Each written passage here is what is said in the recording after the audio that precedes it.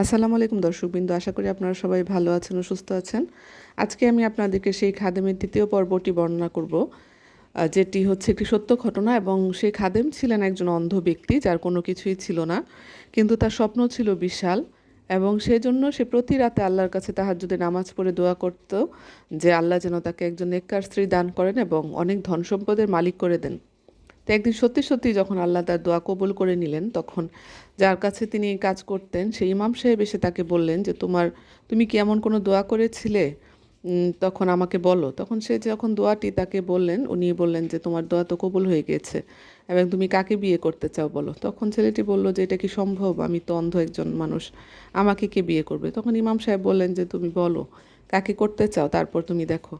তখন ছেলেটি বলল যে আমি এই শহরের সবচেয়ে ধনী ব্যক্তি, যার কন্যা আছে একটি খুবই সুন্দরী এবং সে খুবই পরহেজগার একজন মানুষ, তাকে আমি বিয়ে করতে চাই। তখন ইমাম সাহেব ছেলেটির বাবার কাছে প্রথমে নিয়ে গেলেন এবং ছেলেটির বাবা যখন এই কথা শুনলেন যে তার ছেলে বিয়ে করতে চায়, তখন উনি খুব অবাক হলেন যে এটা কিভাবে সম্ভব, তুমি তো অন্ধ, তোমাকে কে বিয়ে করবে, তোমার কিছু নেই।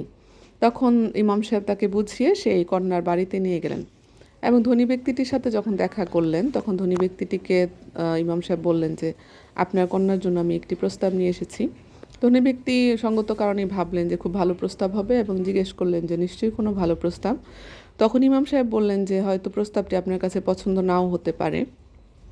তো এটা হচ্ছে আমার একটা খাদেমের সাথে, যে খাদেমটা খুবই চরিত্রবান এবং খুব পরহেজগার, কিন্তু সে খুব দরিদ্র। তখন এই কথা শুনে ধনী ব্যক্তি বলেন আলহামদুলিল্লাহ, আমি আমার আমি আমার কন্যার সাথে কথা বলে দেখি। তখন যখন তিনি তার কন্যাকে জিজ্ঞেস করলেন, তখন কন্যা বললেন যে নিশ্চয়ই কোনো ভালো প্রস্তাব হবে।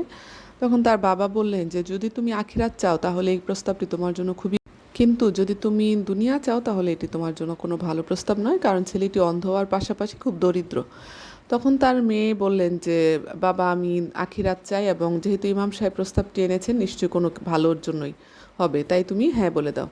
তখন আলহামদুলিল্লাহ বাবা বলে তারপর ইমাম সাহেবের কাছে এসে যখন বললেন যে আমি রাজি এবং আমার কন্যাও রাজি, আপনারা কিছু মোহরানা দিয়ে আমার মেয়েকে বিবাহ করিয়ে ছেলের সাথে নিয়ে যান। তখন ইমাম সাহেব বলেন আলহামদুলিল্লাহ, খুব সুখবর, কিন্তু একটি সমস্যা হচ্ছে যে ছেলেটি এতই দরিদ্র যে তার কাছে কোনো অর্থ নেই যেটা দিয়ে সে মোহরানা আদায় করতে পারবে। তখন ধনী ব্যক্তি বললেন ঠিক আছে, কোনো সমস্যা নেই, আমার একটি বাগান বাড়ি আছে, যেটা বাগান সহ একটি খুব সুন্দর বাড়ি, সেটি আমি এই ছেলের নামে রেজিস্ট্রি করে দিচ্ছি এবং কিছু নগদ অর্থ দিচ্ছি বা দিনার দিচ্ছি, যেটা দিয়ে আপনারা কেনাকাটা শেষ করে আমার মেয়ের জন্য মোহরানা আদায়ের কিছু অর্থ রেখে বিবাহ সম্পন্ন করবেন আশা করি। তখন এই কথা শুনে তারা খুব খুশি হলেন এবং তারা সাথে সাথে সেই বাড়িতে চলে গেলেন এবং কেনাকাটা শেষ করে এসে সেই ধনী ব্যক্তির কন্যাকে বিবাহ করে নিয়ে গেলেন। আলহামদুলিল্লাহ, সুবহানাল্লাহ, আল্লাহু আকবার, মাশাআল্লাহ। যত কিছুই বলি না কেন আল্লাহর দরবারে সব কিছুই যেন কম মনে হয়, কারণ এটি তো একটি অসম্ভব বিষয় ছিল আমাদের চোখে। কিন্তু সেই সেই খাদেম যে কিনা ধৈর্য সহকারে অনেক বছর ধরে আল্লাহর কাছে চেয়েই গেছেন এবং তাহাজ্জুদে নামাজ পড়ে কান্নাকাটি করেছেন, পাশাপাশি ইস্তেগফার চালিয়ে গেছেন, কখনো হতাশ হননি, নিরাশ হননি, সেই ব্যক্তি তার দোয়া অবশেষে আল্লাহ কবুল করে নিয়েছেন, যেন গায়ে কাটা দিয়ে ওঠে। কারণ এত অসম্ভব একটি দোয়া ছিল আমাদের দৃষ্টিতে, কিন্তু সেটি আল্লাহর কাছে কিছুই ছিল না আসলে। আল্লাহ যদি বলে হও তাহলে হয়ে যায়। দর্শক